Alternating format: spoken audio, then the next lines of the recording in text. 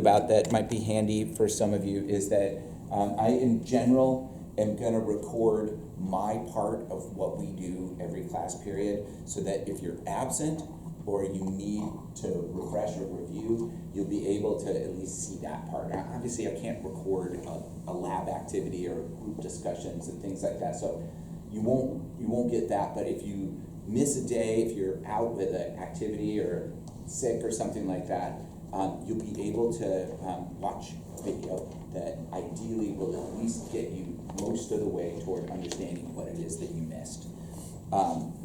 I haven't posted them on Canvas yet, but I will. There will be a section in the modules where the videos show up. I'll show you those on Monday when they'll be there.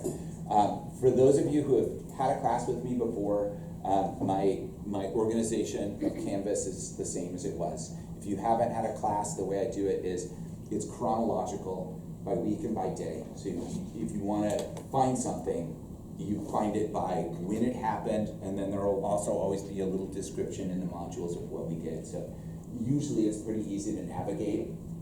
The only thing that's a little weird but very convenient is whatever the current week is always going to be at the top. So like by the middle of the semester, this is going to say week 9, and then it'll be week 1, 2, 3, 4, 5, 6, 7. Sometimes that throws people off a little bit at first, but if it does, you'll get used to it really quickly.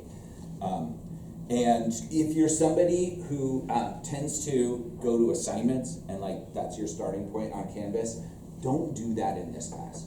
You should always start on the module. If there's an assignment that's due, it'll show up in the modules. And so today there's 2 things that I'm going to have you do, and they both show up in the modules. Any assignments will show up, but a bunch of other stuff will show up as well, which is kind of handy. And so that is your one-stop place to go for everything related to a particular day in class. And then if you need to see a video, there will be a separate section in the modules for the videos, because I'm not going to put links in everywhere. That's just too much for me, but it'll be, I think, pretty easy to navigate. So what I want to start with is I just want to go back in time for a second and talk about the assignment that we did on Wednesday. And I would like to emphasize something that I hope will serve you well, which is your success in this class is at least partially going to be driven by your own curiosity in what's going on. So what I would like to see in general is for you to approach everything we do with the attitude of what is going on and how does that work. One of the questions that I bring up when we are first talking about biochemistry, which is what we're going to start with here, one of the first questions that I always bring up is like, why is it that we don't, what gives us our structure? How is it that, for example, and this is a question I don't think many of you could answer this right off the top, right? Why is it that our skin covers our fingers and sticks together where it's supposed to, right? Like this skin is all like continuous on my finger here. And if I get a cut, which I do all the time, just like you do, then that skin will grow together. But if I take my 2 fingers and I put them together, they don't stick.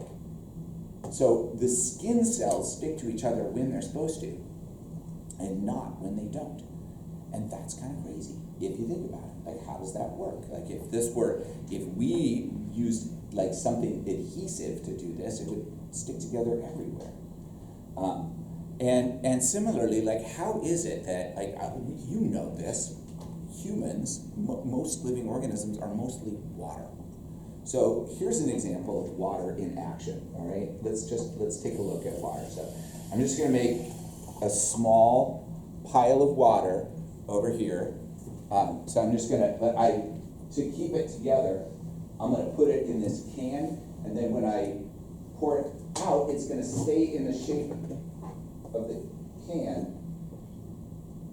It's not staying in the shape of the can.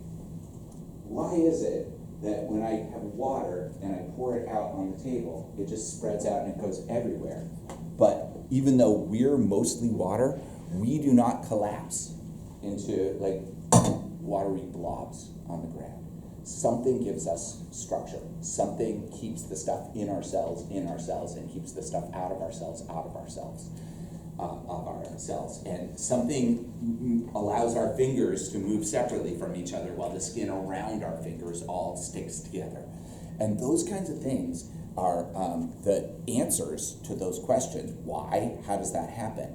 That is driven by curiosity, and that's really that is the key, right? If you can come into this classroom every day with that sense of curiosity, you're going to be in pretty good shape. And so when we did the properties of water at Jackson Creek yesterday, I was blown away, and I showed you this picture. I'll pull it up again. I showed you this picture because it was so cool.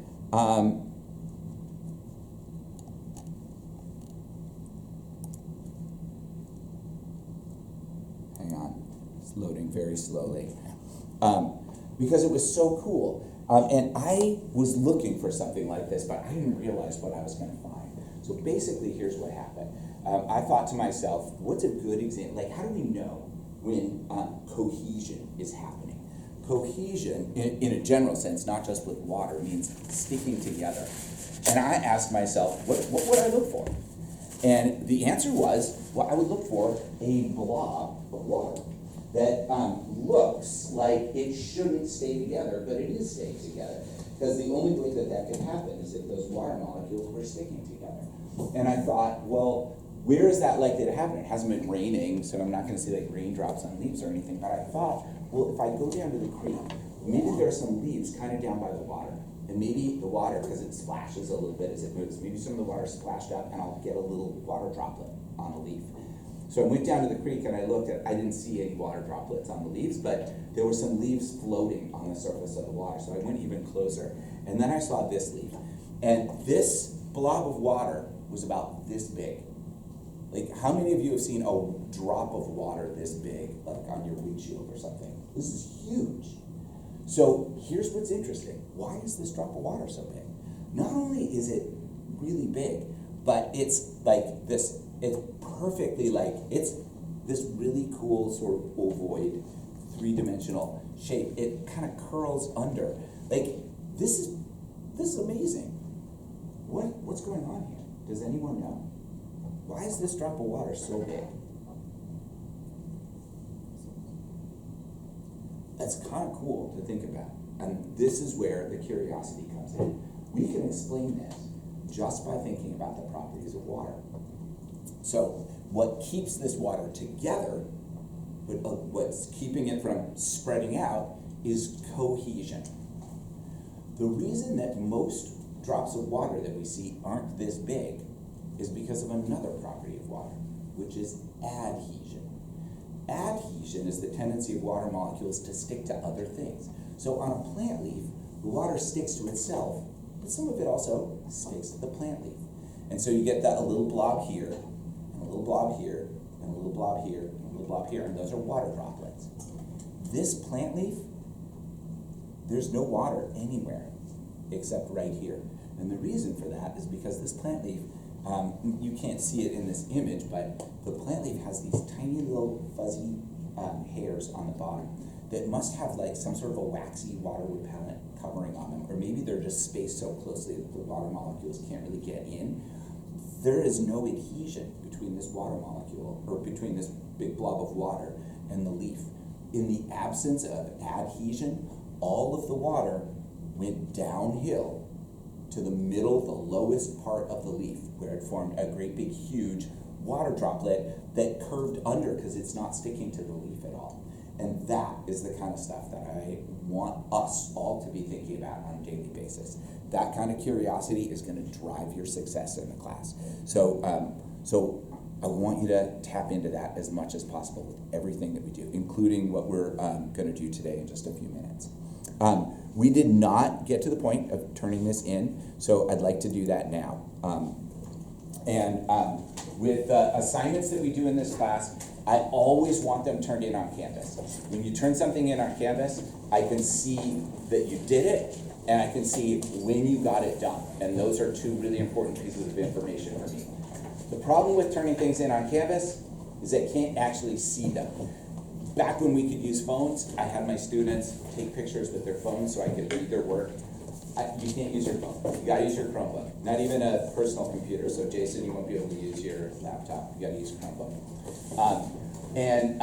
And so I won't be able to really read it. So now when you turn in anything that was written by hand, pencil, paper stuff, I need a picture on Canvas, and I want the hard copy as well. So let's do that right now. Take 3 minutes, take a picture of your work from the other day, turn it in, and then make sure your name is on it and fork it over so that I can take a look at what you got.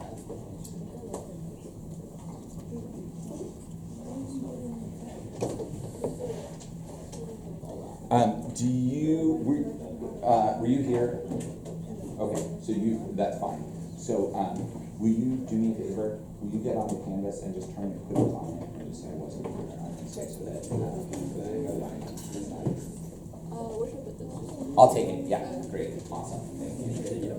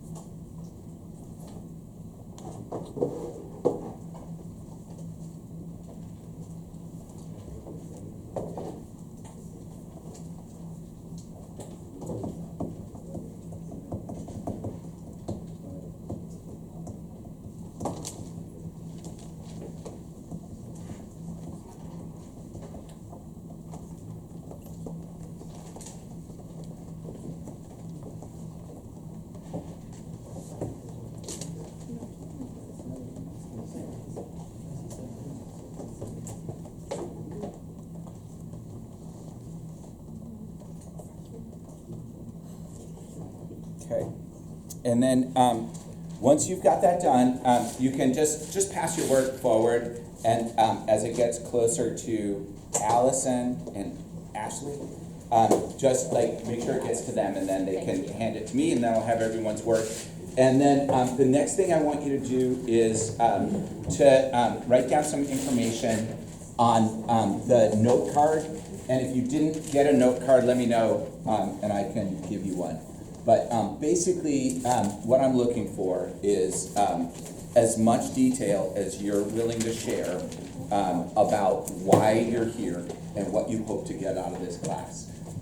And I'll be upfront with you, and I'll say that since this is an AP biology course, if you're not here because you are really interested in what's going on, if you're not here because you are thinking about college, potentially a career in biology, but at the very least, like you are really interested in what's going on, if that's not you, then you might not have a ton of fun. So I'm not going to say you shouldn't be here, but I will say if you're not here because you really want to be here, I would at least talk to me. If not, folks at home and counselor and stuff. I want this course to be valuable and meaningful to all of you. And so, wait, just one. Yeah. Or were these already on the table? Yeah. Oh, yeah, sorry. Yeah. Got it. I get it now.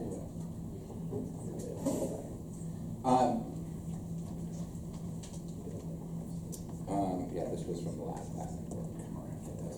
So you can tell me if there's anything else you want me to know. I would like to know it. If there's something that will help me work with you, please tell me.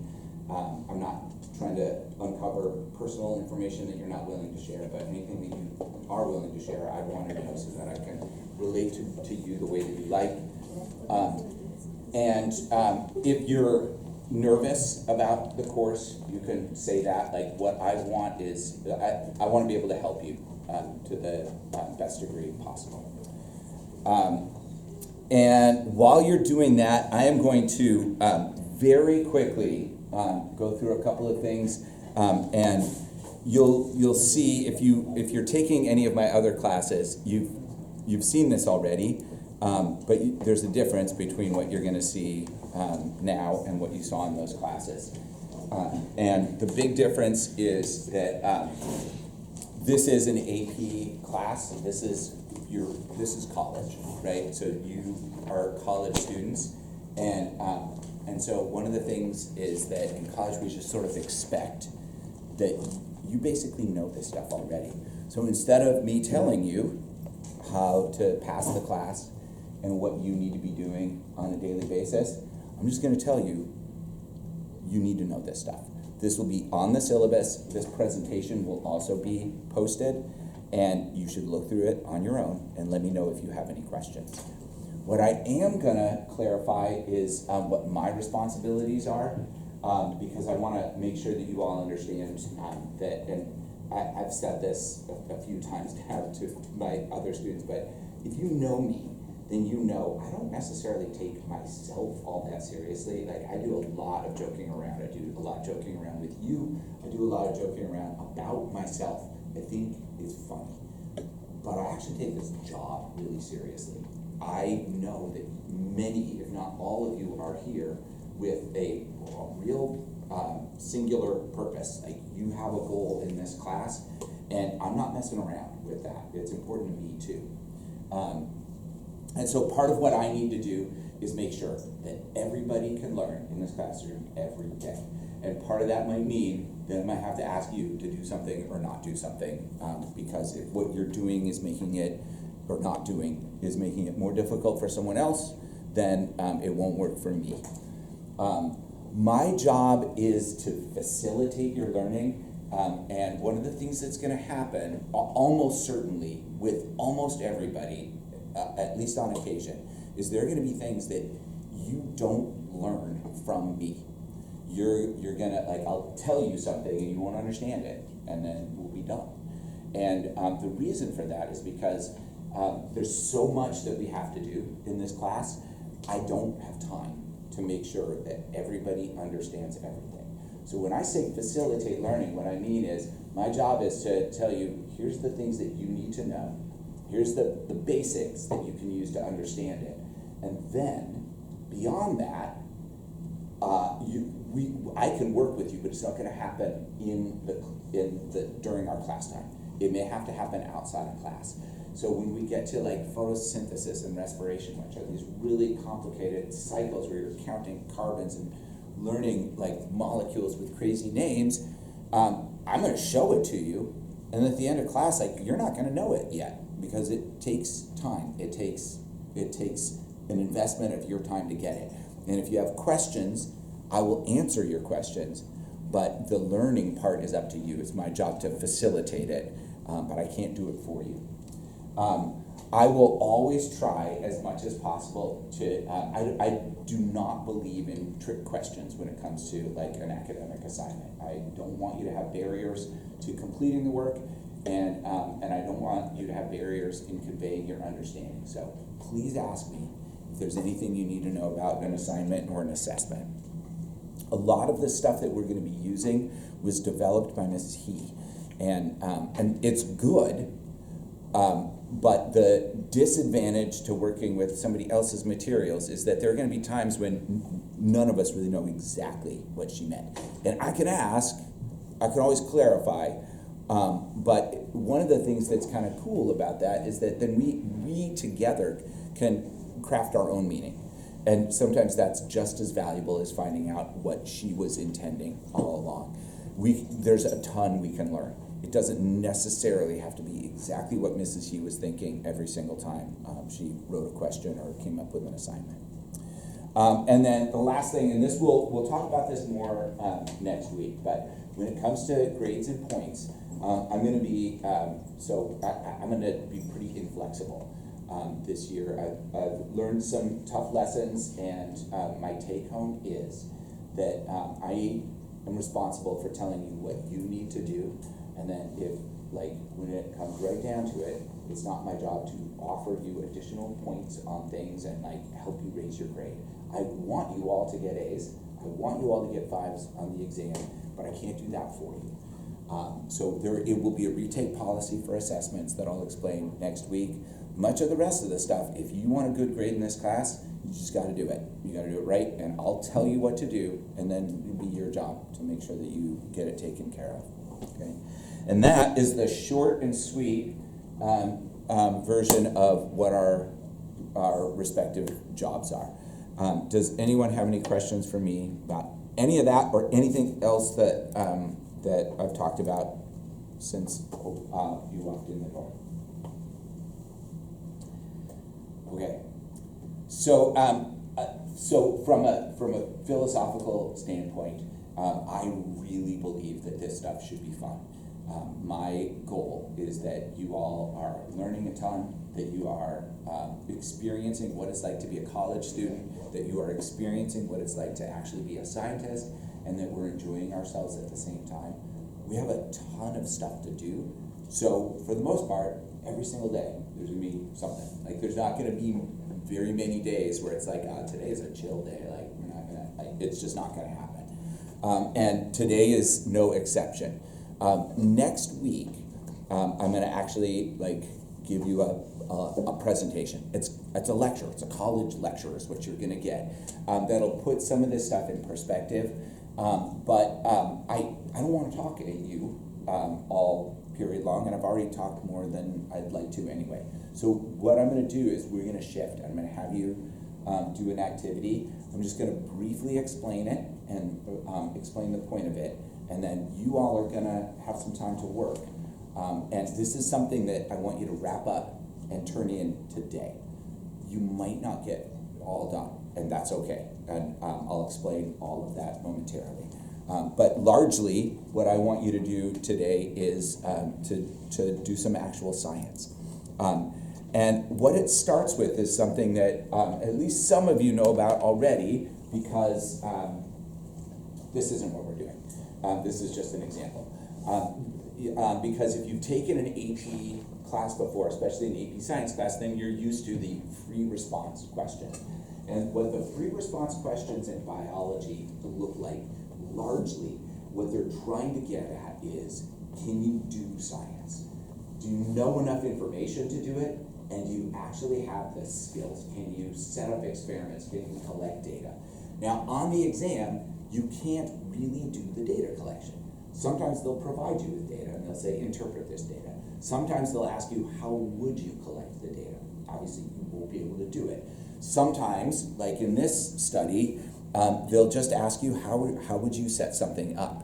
So this is an example free response question. This was on an actual exam 7 years ago. And basically what it was asking about is flowers, and they were trying to, the question that's being addressed here is, do these aquatic plants, do they use aquatic invertebrates to move pollen around? Or is it just water? Is pollen distributed by water, or is pollen distributed by marine aquatic invertebrates? And so the question was asking, how would you set this up? How would you test this? How would you determine if invertebrates assist with pollen transfer from male to female flowers? And there's some drawings, there's some identifying dependent and independent variables. There is predicting experimental results. What would you see if your prediction was correct? What would you see if your prediction was incorrect? And then there's an example here of a response from an actual student. These are not fake, these are real student responses. This is the kind of stuff that you're going to be expected to do. And the way that we prepare for it, we do two things. One is we do the actual labs, because you won't be able to answer the questions well until you've actually had some practice with actual labs from start to finish, where you set it up, collect data, interpret the data. And then once you've had a little bit of experience with the labs, and once we lay the groundwork with some vocabulary, you have enough working knowledge of biology that you can answer a free response question like on paper, then we'll start doing practice free response questions. That won't be for a few weeks, because they all require you to know more than we know right now. So in a few weeks, we'll start doing practice ones. But initially, we'll get used to it by doing, we can think of them as little challenges. So like today it's a lab, but it's really what it is it's a challenge. And the challenge is, can you figure out how surface tension of water changes with its temperature? That's it. How would you do that? And we haven't talked about the vocabulary. You probably remember dependent and independent variables. You probably remember at least a little bit about how to set up graphs. We will talk about all of that stuff. But for today, what's most important is just like how could you figure it out? So what I'm going to ask is that you work in groups of 3, just because of equipment limitations. And if we had a little bit more time, which we don't, I would say we'll kind of open things up. There's a whole variety of ways that you could approach this. But given the limitations that we've got, I'm just going to tell you that we have in the back here these hot plates. You can use this to warm things up. We've got beakers that you can put water in and put on a hot plate. And there are temperature sensors that should plug into your Chromebook. And you just use the graphical analysis app, which I think most of you use. Raise your hand if you used the temperature sensors last year or the year before in chemistry. Raise it high. Yeah, or pH, any of the sensors. You almost certainly still have the software. If you need help finding the software, I can help you. It's super easy to find, but I think most of you probably already have it. So what I want you to do is start by, and you can talk through this with somebody or you can just read it individually, but read the whole assignment from start to finish. And then what you're going to do is talk about on paper what you will do. So don't do it yet, just like come up with a plan. And once you and your group have come up with a plan, then bring me your paper, let me take a look at it, and I'll okay it, and then I want you to actually do it. So the question is, how does the temperature of water affect its surface tension? So in order to answer that question, you have to have a pretty decent working understanding of surface tension, which means you might have to do a little work talking to each other, asking questions of me, or doing research online. And if there's anything else you need, and you will need some other stuff, you can ask. I've got all the materials you could, I may not have everything you think of, but we can come up with something that will work. And the only thing that I'll say is, once you actually start collecting data, which will probably be for most of you in 20 or 30 minutes after you've got a nice solid plan on paper, after you start collecting data, just don't let anything get too hot. We don't need to bring it to boiling, and so I didn't bring hot pot holders and stuff in here, because usually what happens with the pot holders is people try to pick up the beakers and then drop them. So just keep things relatively cool. 40 degrees or even 50 degrees Celsius is going to be fine. You'll be able to handle the beaker at that temperature. Any hotter than that, and you might burn yourself. So anywhere for room temperature, the water as it comes out of the tap is probably going to be like 15 or 16 degrees Celsius. Anywhere from there to 40 is good. We're just looking to see what happens to surface tension in between that range. Groups of 3-ish, before you get started, if you want to take a break, now's a great time to do it, but let's keep it to 5 minutes or so. So back in here sometime before 11:18. Does anybody have any questions before we get rolling? Okay, take a break and then let's do some biology.